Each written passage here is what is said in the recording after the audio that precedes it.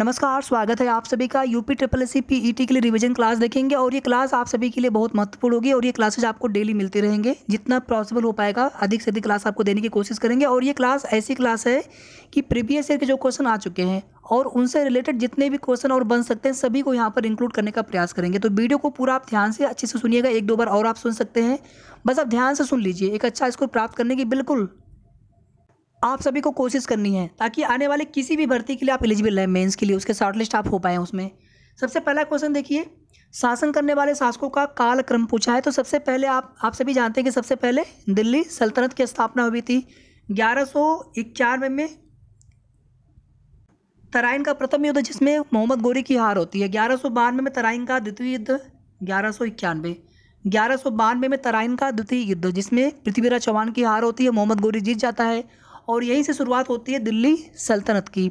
सबसे पहले गुलाम वंश में भी सबसे पहले कौन? कुतुबुद्दीन ऐबक।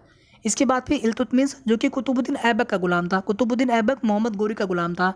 तो इल्तुतमिश को गुलामों का गुलाम कहा जाता है और इसी गुलाम वंश में या इसी को मामलुक वंश या इसी को इलबरी वंश भी कहा जाता है। इसी वंश में सबसे पहली महिला सुल्तान रजिया सुल्तान भी हुई थी।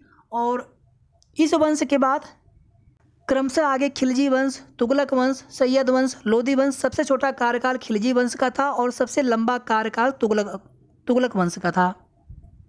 1526 ईस्वी में पानीपत का प्रथम युद्ध होता है। 1556 में द्वितीय युद्ध, 1761 में तीसरा हुआ था पानीपत का युद्ध। तीनों युद्ध आपको याद रहने चाहिए। इसी तरह से 1194 ईस्वी में चंदावर का युद्ध हुआ था जिसमें मोहम्मद गोरी ने जयचंद को पराजित किया था। 1194 ईस्वी में चंदावर का युद्ध हुआ था। इसी तरह से बाबर के बीच 4 युद्ध हुए थे, आप सभी जानते हैं। 1526 में पानीपत का प्रथम युद्ध, उसने इब्राहिम लोदी को परास्त किया था। इसके बाद घाघरा का, खानवा का, चंदेरी का। क्रमशः अगर आप देखेंगे तो 1527 में, 28 में, 29 में, इस प्रकार से क्रम है। फिर देखिए आगे, शंकराचार्य शिवाजी के समकालीन थे। शिवाजी के समकालीन वारकरी संप्रदाय के संत तुकाराम जी थे, महाराष्ट्र से संबंधित है। इनके मत को भी याद रखिएगा। नामदेव का मत है निर्गुण मत। शंकराचार्य अद्वैतवाद के प्रवर्तक हैं और चैतन्य वैष्णव मत के।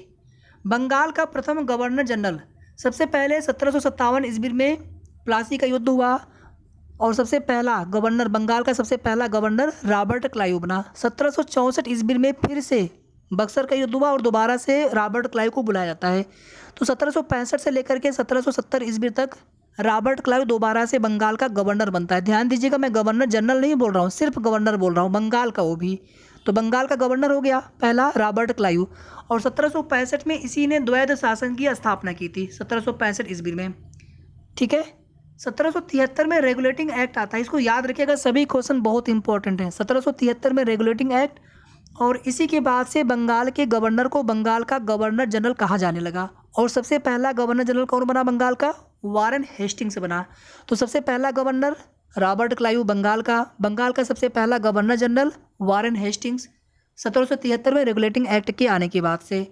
और इसी वारेन हेस्टिंग्स के समय कलकत्ता में एक मदरसा की स्थापना हुई थी। लॉर्ड लिटन के समय vernacular press act, Lord Ripon के समय 1881 में सबसे पहली नियमित जनगणना हुई थी। और इसी के शासनकाल में 1881 में पहला कारखाना अधिनियम भी आया था। और ध्यान दीजिएगा आप सभी, सबसे पहली जनगणना 1872 में हुई थी लॉर्ड मेयो के शासनकाल में। और लॉर्ड मेयो एक ऐसा वायसराय था 1858 से, जो गवर्नर जनरल था उसको वायसराय कहा जाने लगा था। अभी आगे बताएंगे आप सभी को क्रम से। तो लॉर्ड मेयो एक ऐसा वायसराय था भारत का जिसकी हत्या उसके शासनकाल में हो गई थी। अंडमान निकोबार में टहल रहे थे, वहाँ पर एक कैदी के द्वारा इनकी हत्या कर दी जाती है। तो 1872 में सबसे पहली जनगणना, 81 में सबसे पहले नियमित जनगणना, लॉर्ड रिपन। और लॉर्ड रिपन को ही भारत में स्थानीय स्वशासन का जनक भी कहा जाता है। इसी तरह से एक चार्ल्स मेटकाफ हैं, उनको भारतीय प्रेस का मुक्तिदाता कहा जाता है। अब आगे देखिए, 1765 से 1757 से लेकर के 1773 के पहले तक, रेगुलेटिंग एक्ट आने के पहले तक बंगाल का गवर्नर होता था। और जब 1773 में रेगुलेटिंग एक्ट आता तो बंगाल का गवर्नर क्या बन गया? बंगाल का गवर्नर जनरल बन गया, वारेन हेस्टिंग्स। फिर 1773 से लेकर के 1833 तक बंगाल का गवर्नर जनरल ही था, लेकिन 1833 का चार्टर एक्ट आता है।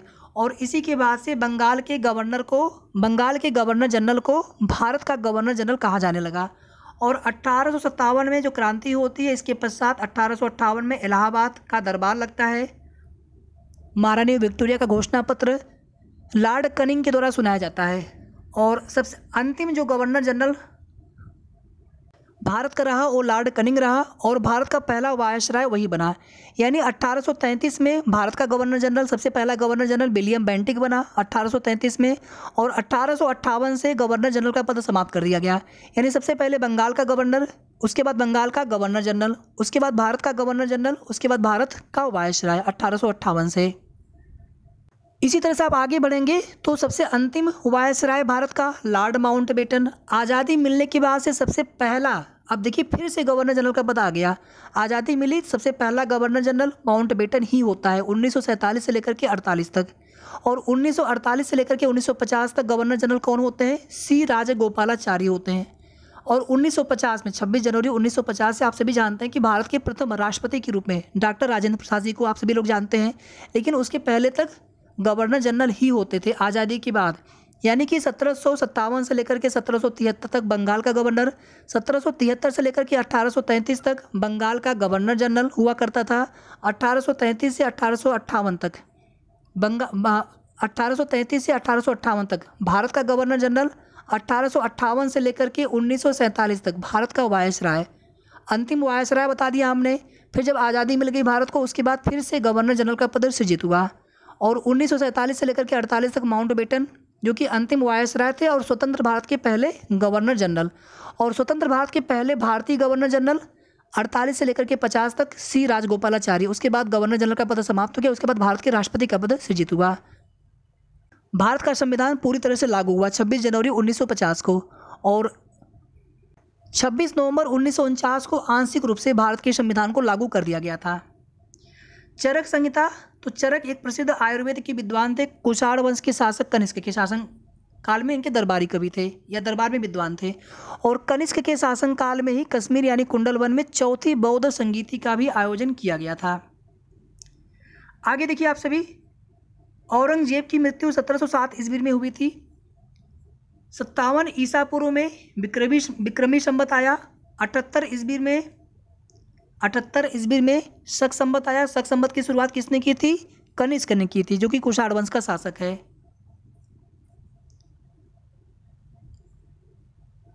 आगे देखिए, दादा भाई नौरोजी भारत के grand old man of India के नाम से जाने जाते हैं, या हिंदी में कहेंगे तो भारत के वयोवृद्ध पुरुष। और इन्हीं की पुस्तक है poverty and un British rule in India. इसी पुस्तक में इन्होंने ड्रेन्ड थ्योरी या फिर धन के निष्कासन का सिद्धांत दिया है। और इनकी कुछ पत्रिका भी है, आप देखेंगे रहनुमाई, माजा, दयान सभा, रक्त गोपतार, ये सभी इनकी पत्रिका है। और इन्होंने ही 1866 ईस्वी में ईस्ट इंडिया एसोसिएशन की स्थापना लंदन में की थी।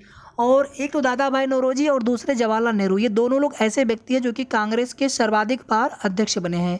लेकिन कांग्रेस के सबसे युवा अध्यक्ष मौलाना अबुल कलाम आज़ाद, कांग्रेस के सबसे अधिक कार्यकाल तक, लगातार कार्यकाल तक अध्यक्ष कौन बने रहे? मौलाना अबुल कलाम आज़ाद ही बने रहे। कांग्रेस की सबसे पहली महिला अध्यक्ष 1917 ईस्वी में एनी बेसेंट। सबसे पहली भारतीय महिला अध्यक्ष सरोजनी नायडू 1925 में। सरोजनी नायडू सबसे पहली महिला राज्यपाल भारत में या फिर किसी भी प्रदेश में, ये भी फैक्ट आप याद रखिएगा। होम रूल आंदोलन या फिर होम रूल लीग, इसका संचालन 2 जगह से किया गया था। एक तो आप देखेंगे दक्षिण भारत में सितंबर 1916 में, और एक आप देखेंगे बाल गंगाधर तिलक जी के द्वारा अप्रैल मई के आसपास बम्बई और गुजरात का जो क्षेत्र था उसको लेकर के। तो 2 होम रूल आंदोलन थोड़े से अंतर पर एक साथ चल रहे थे। और इसमें आप देखेंगे इनकी कुछ पत्रिका भी थी, जैसे एनी बेसेंट की पत्रिका थी कॉमनवील और न्यू इंडिया समाचार पत्र। इसी तरह से तिलक जी की पत्रिका थी इसी होम रूल आंदोलन में मराठा और केसरी मराठी भाषा में था, मराठा अंग्रेजी भाषा में था। फिर आगे देखिए आप सभी, ब्रह्म समाज की स्थापना 1828 में राजा राम मोहन राय। सत्यशोधक समाज 1873 में ज्योतिबा राव फूले। रामकृष्ण मिशन विवेकानंद 1897। आर्य समाज दयानंद सरस्वती 1875 ईस्वी में। इसके बाद देखिए 1942 में बम्बई के ग्वालियर टैंक मैदान से गांधी जी के द्वारा भारत छोड़ो आंदोलन की शुरुआत की गई थी। और इसी में इन्होंने, गांधी जी ने करो या मरो का नारा दिया था। और आप सभी जानते हैं कि भारत छोड़ो का जो नारा है वो गांधी जी ने नहीं दिया था, फेमस बनाया था उन्होंने, लेकिन ये नारा किसके द्वारा निर्मित किया गया था? यूसुफ मेहर अली।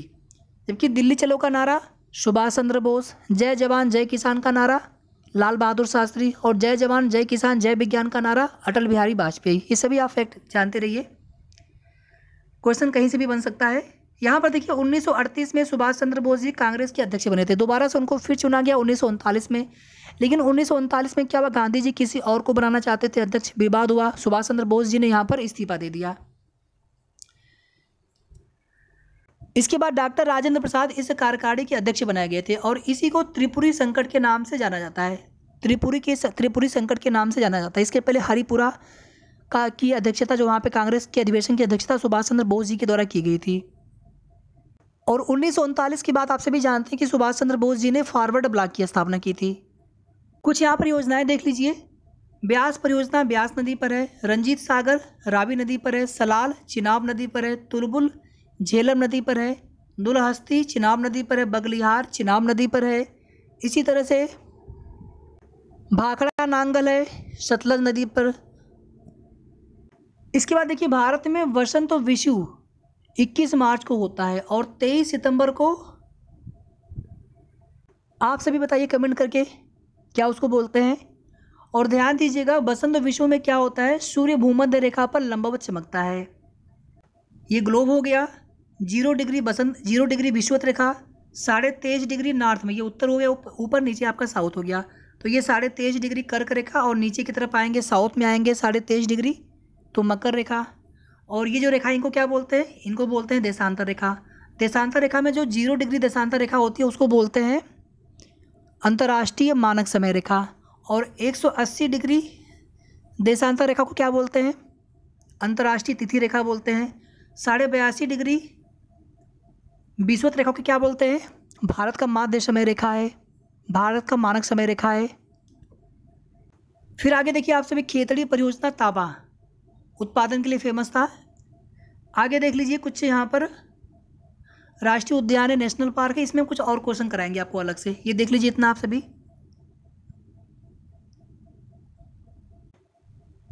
आगे देखिए आप सभी बैंक दर क्या होता है, देश के केंद्रीय बैंक द्वारा ली जाने वाली आधिकारिक ब्याज दर, जो लंबे समय के लिए ब्याज देते हैं अन्य बैंकों को। इसी तरह से आप देखेंगे एक रेपो रेट होता है, रेपो दर होता है, इसमें भी आरबीआई अन्य बैंकों को कम समय के लिए उधार देते हैं, जो इस पर ब्याज लगता है वो रेपो दर होता है। एक होता है रिवर्स रेपो दर, यानी जब बैंक अपना पैसा रिजर्व बैंक के पास जमा करते हैं तो बदले में रिजर्व बैंक कुछ उनको ब्याज देता है, उसको बोलते हैं रिवर्स रेपो दर। इसी तरह से आप देखेंगे CRR होता है, SLR होता है। CRR क्या होता है, जो पैसा अन्य बैंक RBI के पास रखते हैं और जो पैसा अन्य बैंकों को अपने पास सुरक्षित रखना होता है, यानी उन पैसों को लोन के रूप में नहीं बांट सकते, उसको बोलते हैं SLR। अब देखिए यहाँ पर होता क्या है, चाहे बैंक दर हो, चाहे रेपो दर हो, चाहे रिवर्स रेपो दर हो, चाहे CRR हो, चाहे SLR हो, अगर इन सभी को बढ़ाया जाएगा RBI के द्वारा तो इससे क्या होगा, मार्केट में बाज़ार में पैसे की कमी होगी, बैंकों के पास पैसों की कमी होगी, बैंक जो है ब्याज दर बढ़ा देंगे, तो लोग जो है बैंकों से लोन कम लेंगे। जब लोग बैंकों से लोन कम लेंगे तो मार्केट में पैसा कम होगा। जब CRR, SLR, रेपो दर, रिवर्स रेपो दर और जो बैंक दर है, अगर इन सभी को कम कर दिया जाएगा तो बैंक वाले भी ब्याज की दर घटा देंगे, तो लोग ज़्यादा उधार लेना शुरू कर देंगे, तो ज़्यादा पैसा मार्केट में जाएगा। इस तरह के क्वेश्चन पूछे जाते हैं एग्जाम में, ठीक है। थोड़ा सा आप इसको जानते रहिए, बहुत कठिन चीज़ नहीं है, बस थोड़ा सा एक बार आप इसको दोबारा से फिर सुन लीजिएगा, वीडियो को एक बार 2 बार और सुन लीजिएगा। अच्छा, यहाँ पर एक क्वेश्चन छूट गया है। गंगा एवं ब्रह्मपुत्र हिमालयी नदी तंत्र की नदियाँ हैं, कावेरी गोदावरी दक्षिण भारत की नदियाँ हैं। गंगा नदी का उद्गम उत्तराखंड के उत्तरकाशी जिले में गोमुख के निकट गंगोत्री हिमनद से हुआ है। इसी तरह से आप देखेंगे ब्रह्मपुत्र नदी हो गई, चाहे सतलज नदी चाहे सिंधु नदी, इन सभी का उद्गम कहाँ से हुआ है, मानसरोवर के निकट से हुआ है। अलग अलग वहाँ पे उनके ग्लेशियर है, उनके नाम है अलग अलग है। अब ब्रह्मपुत्र नदी को तिब्बत में सांगपो बोलते हैं, अरुणाचल प्रदेश में दिहांग नदी बोलते हैं, फिर असम में आ जाएंगे तो ब्रह्मपुत्र बोलते हैं। इसके बाद फिर आप आगे आएंगे बांग्लादेश में, तो आप सभी जानते हैं कि जमुना, इधर से गंगा जी जा रही हैं और फरक्का के पास गंगा जी एक इनकी शाखा हो जाती है हुगली नदी के रूप में, दूसरी शाखा बांग्लादेश में प्रवेश करती है और बांग्लादेश में प्रवेश करने के बाद गंगा जी और ब्रह्मपुत्र जी मिलकर के क्या बनाते हैं, मेघना नदी बनाते हैं। और एक नदी और आती है, बराक नदी आती है, मणिपुर से आती है, वो नदी भी बांग्लादेश में आती है। इसके अलावा आप देखेंगे साबरमती नदी है, माही नदी है, नर्मदा नदी है, ताप्ती नदी है, ये सभी पश्चिम की तरफ बहती हैं। बाकी नदियाँ पूर्ववर्ती हैं। तो कुछ नदियाँ पश्चिम की तरफ बहती हैं, उनको भी आपको जानते रहना है। जैसे एक नदी है जुआरी नदी है, वो नदी भी पश्चिम की तरफ बहती है। माही नदी के बारे में खास बात यह है कि माही नदी कर्क रेखा भारत के बिल्कुल बीचों बीच से गुजरती है। कर्क रेखा को 2 बार काटती है और कर्क रेखा भारत के कुल 8 राज्यों से होकर के गुजरती है। राजस्थान, गुजरात, राजस्थान, मध्य प्रदेश, छत्तीसगढ़, झारखंड, पश्चिम बंगाल, त्रिपुरा, मिजोरम।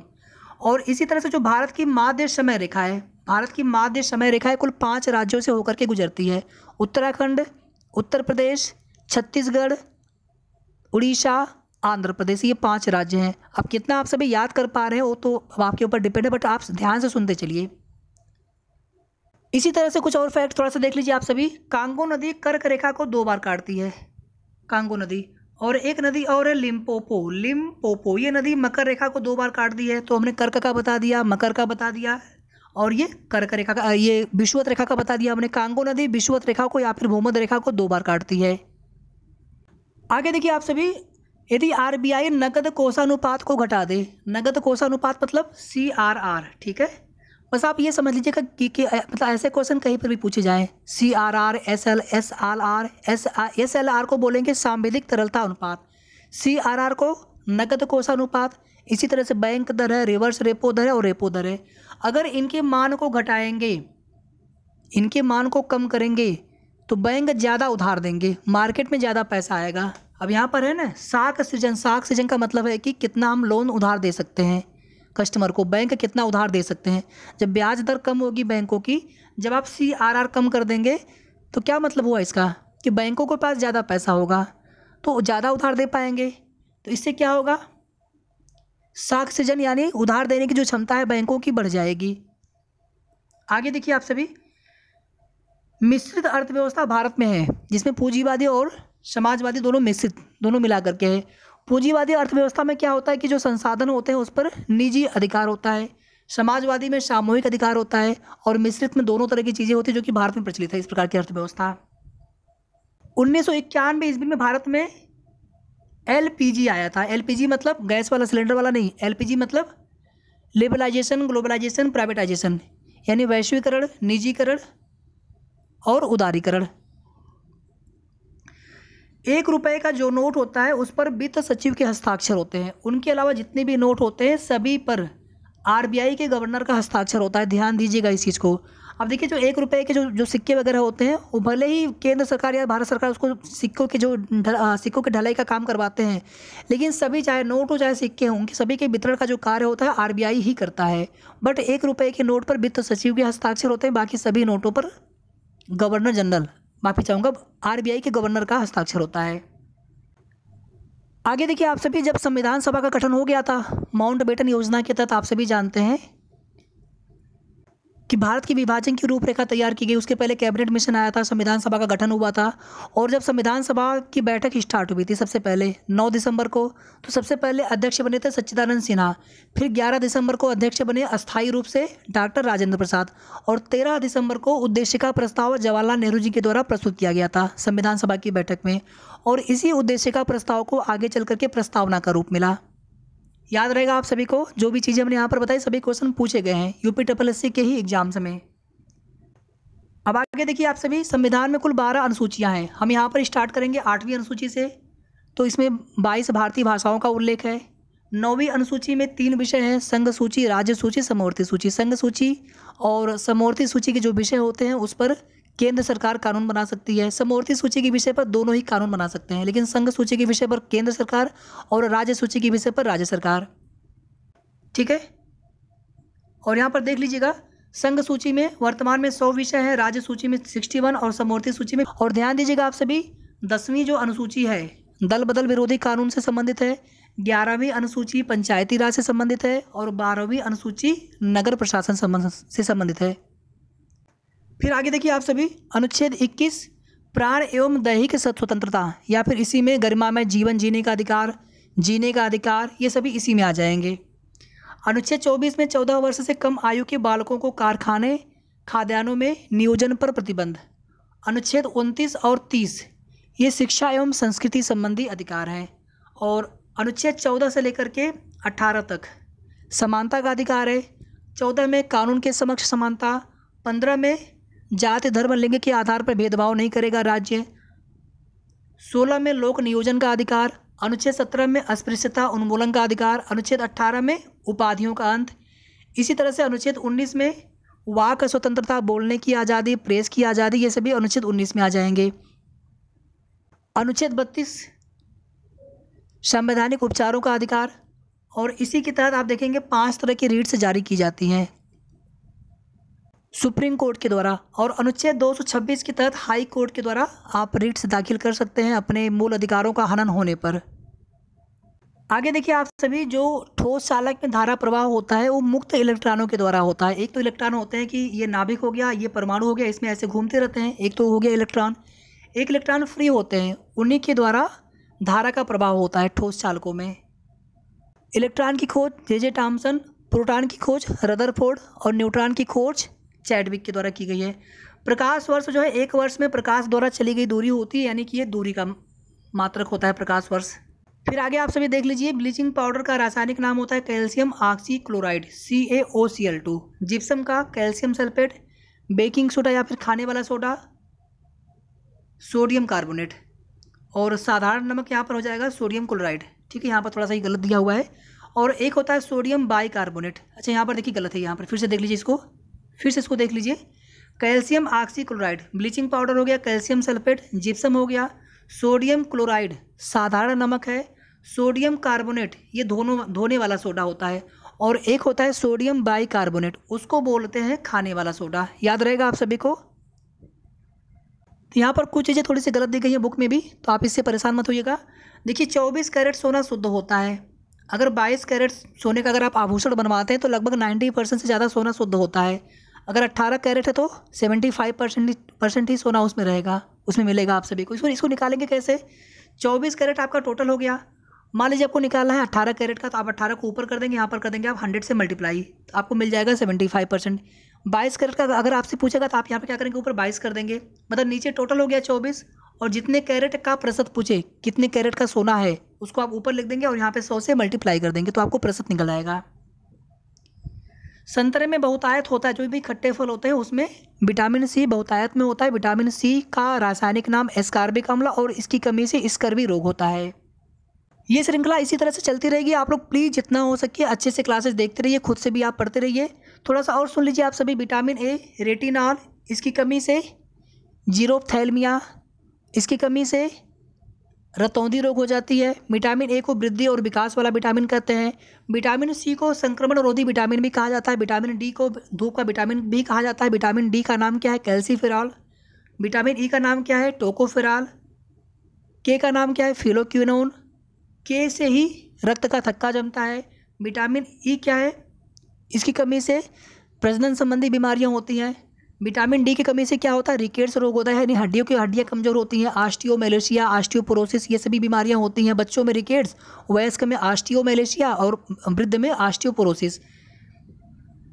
इसी तरह से विटामिन बी में कई सारे विटामिन होते हैं। विटामिन B1 होता है, थायमीन, जिसकी कमी से बेरी रोग होता है। विटामिन B2 होता है, राइबोफ्लेविन। विटामिन B3 होता है, नियासिन, जिसकी कमी से पेलाग्रा रोग होता है। विटामिन B5 होता है, इसी तरह से B6 होता है, पैराडॉक्सिन, जिसकी कमी से एनीमिया रोग होता है।